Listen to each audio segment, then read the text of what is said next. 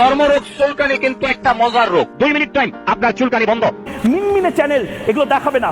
মোহাম্মদ ইউনূসকে এই প্রশ্নগুলো বাংলাদেশের বহু মিডিয়া করতে পারবে না ভয়।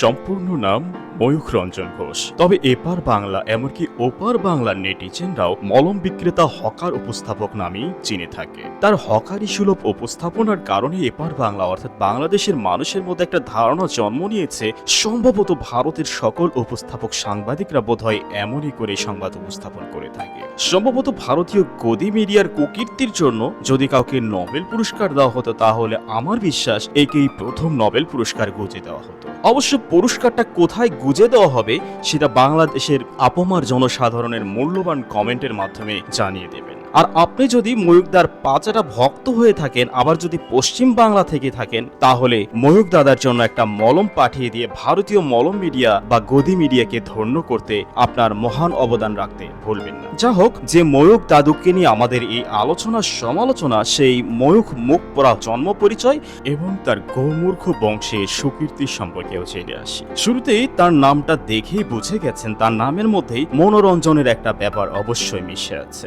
সাংবাদিক নামের সাংঘাতিক ময়ূখ রঞ্জন ঘোষের যত চুলকানি সবটা যেন বাংলাদেশকে। অবশ্য মোদির পা চাটতে চাটতে যখন নাদুস নুদুস হনুমানটা শুনতে পারে বাংলাদেশের কোনো দালাল সরকার নেই, তখন এই সমস্যা তো একটু হবেই। যা হোক, সাংঘাতিক মলম বিক্রেতা ময়ূখ রঞ্জনের বাপের বাড়ি কলকাতা শহরের বস্তা পচা ঘিঞ্জি শহরে। অবশ্য এরকম পরিবেশে থাকলে কার না মাথা গরম হয় বলেন। তাই তো আমাদের সবার প্রিয় সাংঘাতিক ময়ূখ দাদা যখনই শুনতে পেলেন বাংলাদেশে তার হাসুদি আর নাই, তখনই তার মটকা গরম হয়ে গিয়েছিল। তখনই কিন্তু তার দীর্ঘদিনের মলম বিক্রয় করার অভিজ্ঞতার নিদর্শন দেখতে পায় আম জনতার একাংশ।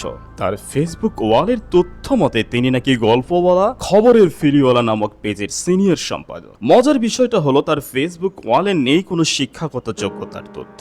সে কবে কোন স্কুলে পড়েছে অথবা কোন কলেজে পড়েছে তারও কোনো তথ্য নেই। তার থেকে একটা গুজবের সত্যতা অন্তত পাওয়া যায়, আর সেটা হলো সে আসলে একটা আন্ডার ম্যাট্রিক, অর্থাৎ সে আসলে এসএসসি বা ম্যাট্রিকুলেশন পরীক্ষায় পাশই করেন। ম্যাট্রিক পরীক্ষায় ফেল করার পর কলকাতার ঘিঞ্জি শহরের অলিতে গলিতে হকারি করে মলম বিক্রয় করতেন ময়ূখ। এভাবে মলম বিক্রয় করতে করতে তিনি দৃষ্টি আকর্ষণ করতে সক্ষম হন তৎকালীন কোন এক বড় হকারি টিভি চ্যানেলের পরিচালকের সাথে। প্রথম দেখাতেই পছন্দ হয়ে যায় ময়ূখকে। তিনি ময়ূখের মলম বিক্রয় করার স্টাইল দেখেই মুগ্ধ হয়ে যান। তিনি সাথে সাথে তাকে তাদের গদি মিডিয়ায় কাজ করার প্রস্তাব করে বসেন। এতে করে আকাশের চাঁদ হাতে পাবার মতো করে প্রস্তাব লুফে নেন মলম বিক্রেতা হকার ময়ূখদা। এভাবে শুরু হলো তার সাংবাদিকতা নামের সাংঘাতিকতার জীবন। এরপর আর পিছনে ফিরে তাকাতে হয়নি বহুল আলোচিত মুখ পোড়া ময়ূখ ঘোষকে। জীবনে কার কি ঘষে দিতে পেরেছেন জানি না, তবে বাংলাদেশের ভালো হলে যে তার পশ্চাৎ দেশে খাওজানি শুরু হয়, যে খাওজানির কারণে তার পশ্চাৎ দেশে চুলকাতে চুলকাতে বান্দরের মতো করে লাফিয়ে লাফিয়ে লম্প ঝম্প করে সারা বিশ্বের সর্বস্তরের মানুষের নজর কাড়েন। নেটিজেনদের একাংশের অভিমত এরকম সাংবাদিকতা নামের সাংঘাতিকতা আগে কখনো দেখেনি কেউ। অবশ্যই এরকম খাওজানি মার্কা উপস্থাপনা তো কলকাতার কোন এক সাবেক মলম বিক্রেতার কাছ থেকে আশা করা যেতেই পারে। যা হোক, সাবেক এই মলম বিক্রেতা এখন রিপাবলিক বাংলা নামের একটি নিম্নমানের ভারতীয় গদি মিডিয়ার হয়ে কাজ করে আসছে। এই চ্যানেলে তার কাজই হলো বাংলাদেশকে নিয়ে বাজেভাবে নিম্নমানের শব্দ ব্যবহার করে হাড় জ্বালানোর সংবাদ উপস্থাপন করা। এখন আপনার মনের কোণে প্রশ্ন জাগতেই পারে, এতদিন কেন তাকে দেখা গেল না? তার কারণ হলো এতদিন তার প্রিয় হাসু আপা বাংলাদেশের ক্ষমতার মসনদে ছিলেন।